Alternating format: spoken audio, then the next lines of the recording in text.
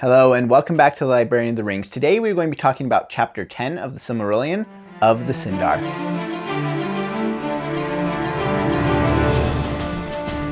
Welcome back. My name is Ben. I'm the librarian, and today we're delving back into the Silmarillion and summarizing Chapter 10, which is called Of the Sindar. Now, the Sindar are those elves that are the people of Thingol and Melian. So remember Thingol, he's also called Elwë. He was leading the Teleri to Valinor. He saw Melian, he stopped for a long time, married her, never made it back to Valinor, even though he had been there before. He was one of the three who went the first time. And the Sindar are his people. So really this chapter, Chapter 10, is the kind of the meanwhile back in Middle-earth chapter, because we have basically been following the Noldor for a while now over in Aman. And so we need to kind of catch up with what's been going on with Thingol and his people. And that's really what this chapter accomplishes. So as always, we're going to go through some vocabulary words, then we're going to talk about the major characters, then the major events, and then the major themes in this chapter. Let's go ahead and get started with some vocabulary. We already have a lot of the vocabulary that we need, but there's a couple of things that we want to review or learn new in this chapter. First off, the dwarves make their appearance in this chapter. Now you remember, the dwarves have been put away by Aule under the command of Iluvatar until they're ready to come forth, because they aren't allowed to be the firstborn children. They're the adopted children of Iluvatar. But the dwarves are going to make their appearance now, and so we get a couple of words for them. Actually, we get a bunch of different names for them, but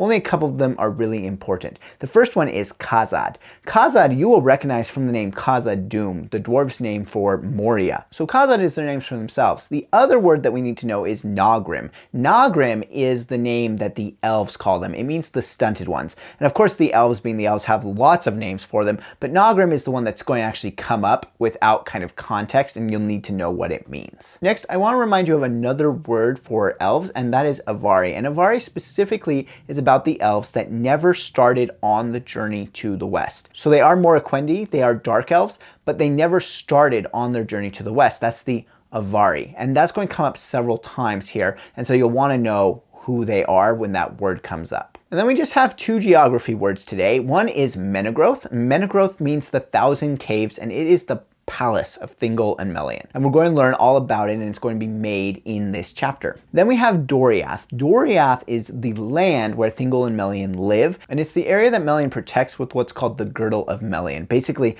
it's a spiritual force that people can't get through. So that is Doriath. And that's basically it for vocabulary today. You should know most of the words in here already as you've been reading through the Silmarillion. Next, we've got major characters. Because this is basically a catch-up chapter and it's not going into a lot of detail, we don't really have a bunch of characters to get into that you actually need to track for the story. The important ones are Melian, who we've already met. Remember, Melian is a Maya. She has come to Middle-earth. She is immensely powerful, and she has married Thingol. So she's really important. She is the queen of basically the realm of Doriath. And then we have Thingol, who we've been talking about. Remember, Thingol was also called Elwë, and he is the king of the Teleri who stayed behind. There were a lot of Teleri that stayed behind to look for him while he was staring at Melian, and he is their king, and they live in the realm of Doriath. And lastly, for important characters, we have Luthien. Luthien is not really going to do anything in this chapter. She's basically a baby, but she is going to be a really major and important character later on. So make sure that you know her name and where she's coming from. She is the child of Thingol and Melian. So she's the only person in Middle-earth that we know of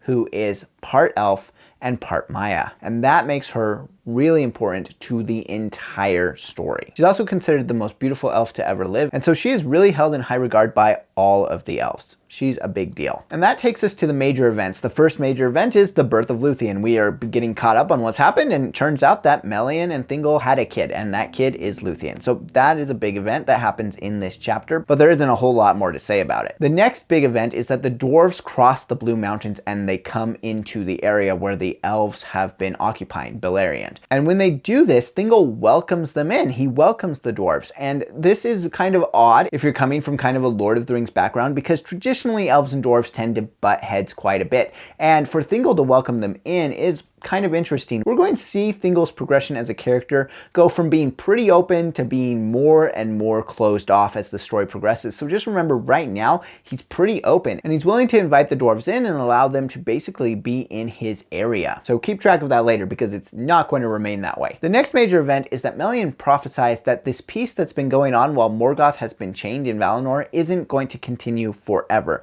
It's not just going to be bliss all the time. And that's a good kind of reference point for us because we know that this is happening while Morgoth is still chained in Valinor. So all of that stuff with him getting released and corrupting the Noldor and stuff, that hasn't happened yet at the point where Melian is making this prediction. Now, knowing that, Thingol becomes concerned and he wants to create a fortress for himself. So this is going to be Menegroth, the 1,000 caves. And in order to work the caves into a palace for him, he needs the help of the dwarves. So he enlists the help of the dwarves. And the dwarves are willing and happy to give him their help because they feel like they've gotten a fair exchange between the wisdom that they've gained from Thingol and from Melian, probably a lot from Melian. And so they are willing to help to create just basically the most wonderful cave palace that there's ever been, and that is Menegroth. And the next thing that happens is we start to see the fulfillment of what Melian said. The dwarves come and they warn Thingol that bad things are coming out of the north. This includes fell beasts and wolves and lots of orcs.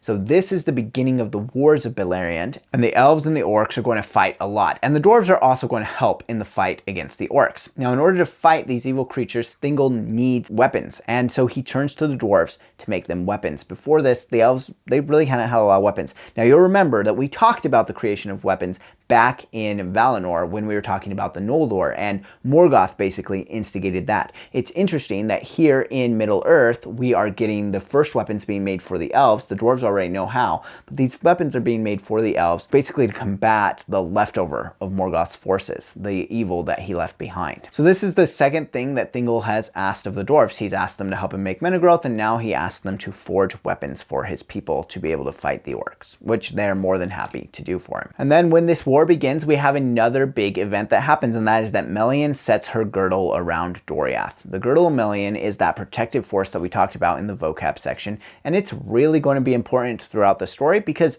nobody can get through except for one guy. One guy can get through, and that's going to be a really important part of a future story. Now, there are some battles and things that happen that you don't really need to keep track of. There are a couple more characters, but they basically die off in this chapter and aren't going to come back, so you don't need to keep track of that. The last thing that you need to know as far as major events go is just that at the very end of the chapter, it mentions that Feanor has arrived in Middle-earth. The Sindar haven't encountered him yet, but it's basically just showing where these two storylines are starting to meet up here. Feanor arrives in Middle-earth, and he burns the boats, which we've already talked about in a past chapter. All right, and lastly, we need to talk about the major themes here. There's not a whole lot because this chapter is a little bit light on kind of the thematic elements. It's more just explaining what happened, but we do have a couple of things we've been tracking. First of all, we have the reappearance of this collaborative creative process that we've kind of looked at over time. It seems that in the Silmarillion, we always see the best things being made through a collaborative creative process, except for the Silmarils, which were made solo by Feanor and are going to cause a lot of trouble. So what's the creation that we see in this one? Well, it's Menegroth, and it is explicitly described as a collaborative effort between dwarves and elves to create just the most marvelous of cave palaces that there ever has been. And lastly, I want to return to this idea of the weapons. We've kind of tracked that just a little bit so far, but weapons are certainly a big deal in Tolkien, so as we see them start to show up, we want to just pay attention to what's going on with them. And we see this here where Thingol asks the dwarves to make weapons for them, and that allows the elves to be able to fight against the orcs and be able to protect Beleriand. But the weapons that the elves use to protect themselves are never as effective as the Girdle of Melian, basically this magical spiritual force that Melian is able to set around Doriath, which stops orcs from getting in at all. And so that's just something that you want to pay attention to as we're going further into the story. Okay, that's it for chapter 10. It's not a super long chapter and there's not a ton going on in it, but I would love to know if you have any questions or comments about this. Go ahead and drop down in the comment section and let me know. Until next time, farewell wherever you fare. May your ears receive you at your journey's end.